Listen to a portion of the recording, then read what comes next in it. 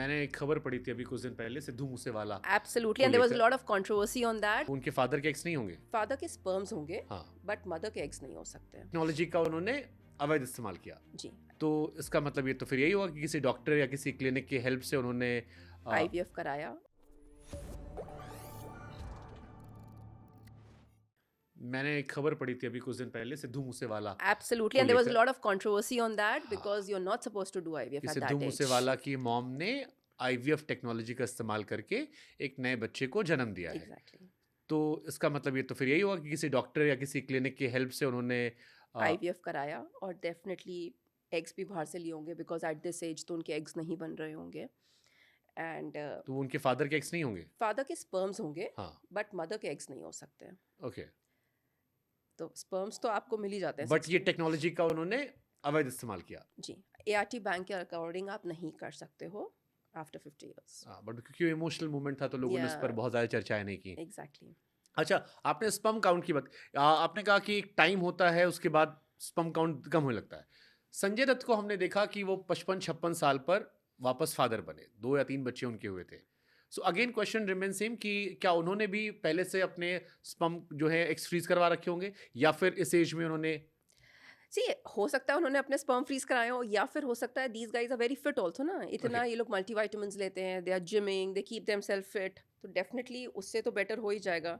आपका sperm count रहेगा ही, but definitely it's better to have sperm freezing done. एक क्वेश्चन जो मेरे पास सबसे ज्यादा आता है, जो इनडायरेक्टली इंडिया में लोग कहते हैं कि जल्दी शादी कर लो, शादी कर लो, शादी की उम्र हो गई है। So indirectly they want to say कि बाद में आपको फिजिकल इश्यूज होते हैं, आपको अलग अलग परेशानियां होती हैं, इसलिए टाइम से कर लोगे तो बाद में इश्यूज नहीं होंगे। What is the right age of getting married अगर आप अपना फैमिली प्लानिंग आप सोच रहे हो?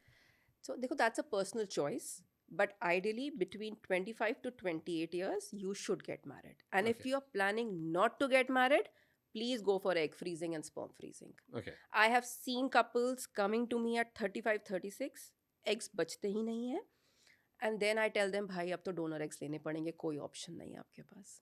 So अगर नई शादी करनी है भाई egg freezing egg sperm freezing करा लो, Okay. वरना शादी कर लो, बेटर है. ओके, एग फ्रीजिंग और स्पर्म फ्रीजिंग का प्रोसेस क्या होता है, और इसमें कितना लाइक इस पे खर्चा आता है? क्योंकि इंडिया में तो पहला दिमाग खर्चे पे जाता है, उसके बाद सबसे पहले बाकी बातें So- होती है। तो जो 28 साल से लेकर 32, 34, 35 साल के लड़के सुन रहे होंगे मुझे, उनको आप क्या एडवाइस, या लड़कियां सुन रही होंगी मुझे, कि कितना खर्च आता है एग फ्रीजिंग स्पर्म फ्रीजिंग पे? तो स्पर्म फ्रीजिंग तो लड़कों को क्या दिक्कत है, वो आते हैं मैस्टरबेशन करके स्पर्म्स देते हैं और हम फ्रीज कर लेते हैं. It's just 5,000 rupees. Okay, egg freezing में क्योंकि हमें 10 डेज के इंजेक्शंस लगाने पड़ते हैं, एग्स हम फिर रिट्रीव करते हैं और फिर उनको फ्रीज करते हैं, तो उसका भी लगभग 1.5 लाख तक का खर्चा पड़ता है.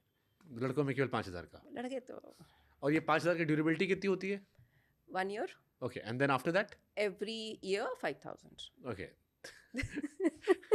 तो जो लड़के आपके यहाँ आते हैं, I mean I am sure कि कुछ बहुत, आपने कहा ना कि दिल्ली या गुड़गांव वाले बंदे बहुत कॉन्फिडेंट होते होंगे, कोई एम्बैरेसिंग मोमेंट या ऑकवर्ड मोमेंट आपके साथ हुआ कभी, कोई ऐसा इंसिडेंस? मतलब हाँ, मतलब पीपल आते हैं and they are sitting with their husbands only हाँ। And then they are telling me egg freezing करा दो.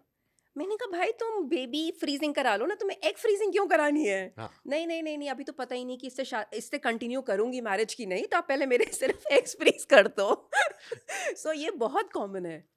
दे are so billing, they are sitting in a marriage, मतलब हस्बैंड वाइफ बैठे हैं, फीमेल बोल रही पता नहीं कंटिन्यू करूंगी कि नहीं, आप मेरा एग फ्रीज कर दो. ओके, आपने ये भी बड़ा अच्छा बात की थी अभी शुरुआत में आपने, कि कपल्स जो है वो सही से फिजिकल इंटीमेसी नहीं कर पाते, इसकी भी एक बड़ी वजह होती है। तो कपल्स को क्या इंटरकोर्स कब करना चाहिए? आई मीन उसका कोई टाइम होता है? जैसे कई बार फीमेल्स को लेके होता है कि पीरियड्स के पहले वो ज़्यादा डिमांडिंग होती हैं। एग्जैक्टली. सो उसमें ना Shubhankar, what I feel is they always say there is a safe period, but मुझे ऐसा लगता है ना that creates a psychological stress on females and males कि भाई आज ही के दिन करना है, कल ही करना है. So ऐसा नहीं होता है. Once periods खत्म हो जाते हैं, every alternate day उनको intercourse करना चाहिए if they are planning to have a pregnancy. Otherwise बहुत psychological stress होता है. Females are like आज ही करना है, males का like आज ही करना है, वो possible नहीं हो सकता.